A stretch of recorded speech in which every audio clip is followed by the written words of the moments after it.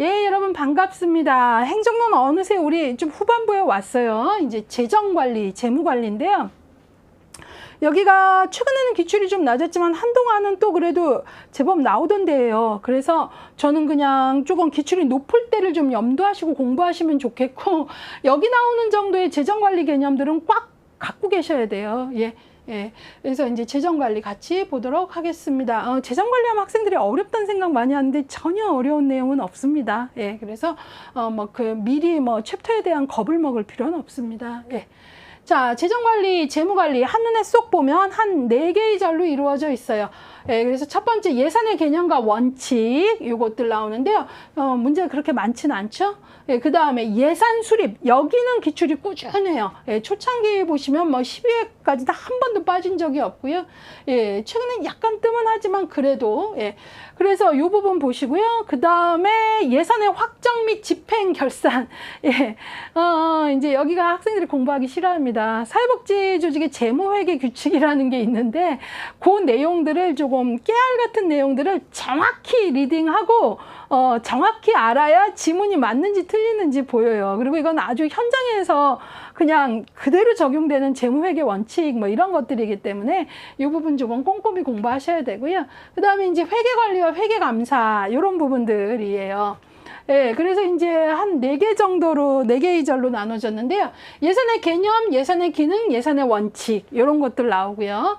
이제 예산의 원칙 하면 뒤에 가면 또 다른 원칙들도 있는데, 다른 원칙과 섞어놨을 때 예산의 원칙만 좀 찾아낼 수 있게. 예산의 원칙, 예산 수립의 원칙, 예산 통제의 원칙, 이런 게 있거든요. 그러니까 제목에 따라서 조금씩 다른데 그게 뭔지 정확히 알아야 되고요. 자, 그 다음에 예산 수립과 관련돼서는요, 예산 편성의 과정, 예산 모형 별 3개, 예. 그 다음에 사회복지 조직의 재원, 예, 별 하나, 비용의 할당 그랬는데요. 특히 예산의 모형이 바로 뭐냐면, 기획에서 기획을 했으면 기획을 표현하는 방식이 있었잖아요. 간트, 퍼트 있었잖아요. 여기서도 마찬가지예요. 다음 1년간 돈을 어떻게 쓸지 예산을 편성하잖아요. 그러면 예산을 편성한 걸 표현하는 방식이 여러 가지가 있다는 거예요. LIB 예산, PB 예산, PPBS 예산, ZBB 예산 있는데 그것들 각각이 무엇이며 그것들 간의 장단점은 무엇인가까지 아셔야 돼요. 예. 근데 이 문제가 정말 꾸준히 많이 나와요. 그러니까 예산이 기출이 높았다가 최근에 좀 낮아지는데 높았을 때를 기준으로 보면 거의 문제는 예산 모형이 단골 손님이에요. 예. 그리고 모형이 여러 가지인데 비교할 수 있느냐. 이게 문제의 핵심이라는 거죠.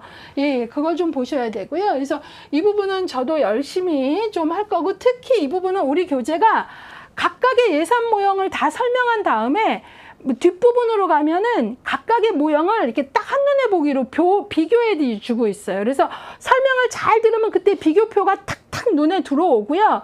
시간에 막 쫓기고 설명은 안 듣고 비교표만 보면 보는 거 아는 것 같은데 책을 덮는 순간 논리로 이해가 안 됐기 때문에 단어들이 둥둥 떠다니는 현상이 일어나죠.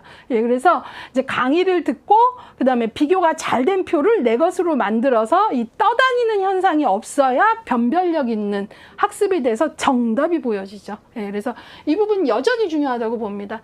예, 사회복지 조직의 재원, 정부의 재원, 민간의 재원 이런 거 볼 거고요. 예. 자, 그 다음에 이제 22회 기출 보시면 예산의 확정, 집행, 결산에서 확정 22회, 집행 22회, 특히 집행에서 별 2개. 예, 여기서는 이제 특히 이제 재무회계 규칙에서 쓰는 용어들 좀 아셔야 되고요. 요 정도는 이제 저랑 재무회계 규칙의 용어들을 알아야 현장에서 나는 회계 담당이 아닌데 그러는데, 예, 프로그램 진행하려면 기한 쓰고 그쪽에서 돈 나와야 되고 해요. 예, 그러려면 용어들 알아야 알아듣고 소통할 거 아닙니까? 그쵸? 예, 그래서 이 부분은 봤더니 현장에서 일하시는 분들은 되게 쉽게 이해하세요. 예, 공부하는 학생들은 좀 낯설지만, 그래서 이제 약간의 현장성과 관련된 용어들을 좀 잡아보고요. 회계관리와 회계감사는 아주 막 우리가 막 회계자만큼 막 계산하고 이런 거 아니고요. 아주 기본적인 거예요. 겁먹을 필요 없고요. 회계의 개념, 사회복지조직의 회계, 회계감사, 후원금액관리. 후원금액관리 같은 경우는 법제론의 내용과 동일합니다. 예, 그 동일성을 짚어드리는 게 제 역할 같고요. 22회 기출 보시면 사회복지조직의 회계 부분에서 기출된 바 있다라는 거고요. 자, 기출 경향 좀 보도록 하겠습니다. 예전에는 예산기법, 아까 제가 얘기했죠. LIB, PB, PPB에서 해갖고 이 기법에 집중해서 공부하는 것이 효율적이라고 말할 수 있었지만, 이제는 예산 통제의 원칙이 단독으로 출제되기도 하고, 예산 첨부 서류, 결산 첨부 서류, 예산의 전용, 준예산 등 사회복지 법인 및 사회복지 시설의 재무회계 규칙 규정들을 상세하게 다룬 문제가 출제되고 있다. 그러니까 학생들이 고통을 호소해요. 이렇게 상세한 내용을 하는데 나와요.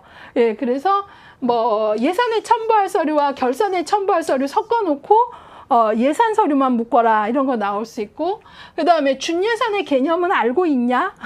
그 다음에 예산을 전용할 수는 있는데 전용을 하려면 어떤 프로세스를 거쳐야 하느냐, 이런 재무회계 규칙의 깨알 내용들을 물어보니까 우리 역시 깨알 공부를 해야죠. 예, 그래서 제가 그런 부분들을 도와드릴게요. 예, 그래서 좀 하고요.